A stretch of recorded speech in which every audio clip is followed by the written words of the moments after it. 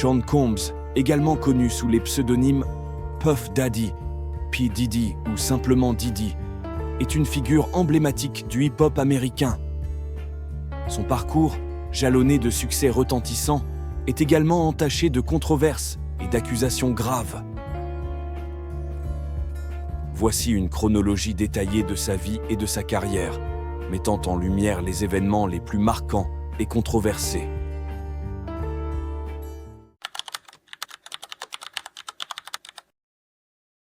Né le 4 novembre 1969 à Harlem, New York, Sean Combs grandit dans un environnement urbain difficile. Son père, Melvin Earl Combs, est assassiné alors que Sean n'a que 2 ans. Sa mère, Janice, travaille dur pour subvenir aux besoins de la famille. Combs fréquente le Mount St. Michael Academy, où il se distingue en tant que joueur de football. Il obtient le surnom de Puffy, en raison de sa tendance à gonfler la poitrine lors des matchs. Après le lycée, il s'inscrit à l'université Howard à Washington, D.C., pour étudier l'administration des affaires.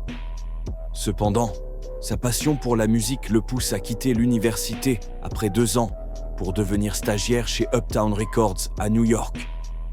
Rapidement, il gravit les échelons et devient vice-président du label, contribuant au développement d'artistes tels que Jodeci et Mary J. Blige.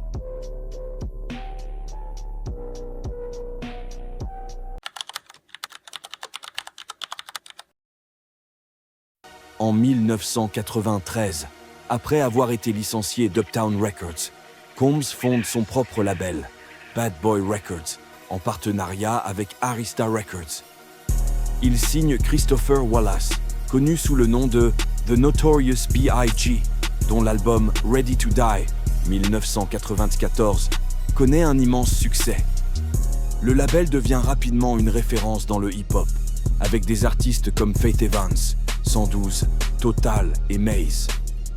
Au milieu des années 1990, une rivalité intense oppose les scènes hip-hop de la côte Est et de la côte Ouest des États-Unis.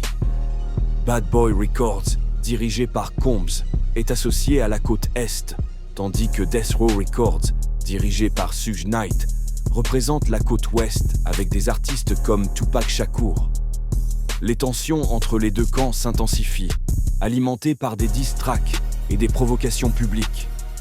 En 1996, Tupac Shakur est assassiné à Las Vegas.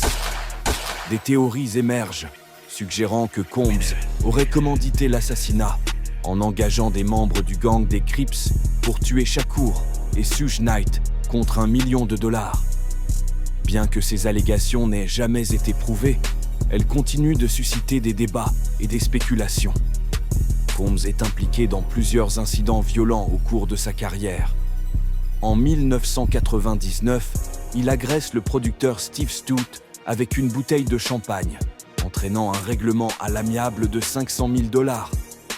La même année, Combs est impliqué dans une fusillade dans une boîte de nuit de Manhattan avec le rappeur Shyne et sa compagne de l'époque, Jennifer Lopez. 3 personnes sont blessées. Combs est accusé de possession illégale d'armes à feu, mais était finalement acquitté, tandis que Shyne est condamné à 10 ans de prison.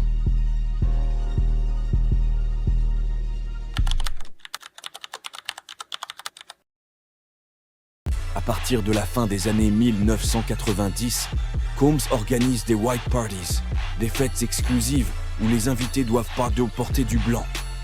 Ces événements, souvent organisés dans des lieux luxueux comme East Hampton ou Saint-Tropez, attirent des célébrités du monde entier. Combs affirme que ces fêtes visent à briser les barrières raciales et générationnelles. Cependant, des témoignages ultérieurs révèlent que ces fêtes étaient parfois suivies de freak-off, des orgies alimentées par la drogue, où Combs aurait contraint des femmes à participer à des actes dégradants. Ces révélations jettent une ombre sur l'image publique de Combs. En 2023, Cassie Ventura, ancienne compagne de Combs, dépose une plainte pour violence. Bien que l'affaire soit réglée à l'amiable, elle ouvre la voie à d'autres plaintes similaires. En mars 2024, les autorités fédérales perquisitionnent les propriétés de Combs, dans le cadre d'une enquête sur un réseau de trafic. En septembre 2024, Combs est inculpé pour trafic, racket et création d'une entreprise criminelle visant à exploiter des femmes. Il plaide non coupable et est placé en détention provisoire. Le procès, très médiatisé, débute en 2025. Lors du procès, plusieurs témoins décrivent donc des comportements violents et abusifs de la part de Combs. Brianna Bongolan, amie de Cassie Ventura, témoigne que Combs l'a suspendue au-dessus d'un balcon du 17e étage en 2016, la menaçant avant de la jeter sur des meubles. Elle souffre depuis de traumatismes psychologiques. D'autres témoignages évoquent des freak-offs, où Combs aurait forcé des femmes à participer à des orgies sous l'emprise de drogue, les menaçant de violence si elles refusaient. Ces récits dressent le portrait d'un homme abusant de son pouvoir pour exploiter et contrôler son entourage. De jeune entrepreneur ambitieux à figure controversée du hip-hop, son parcours est marqué par des succès et scandales retentissants.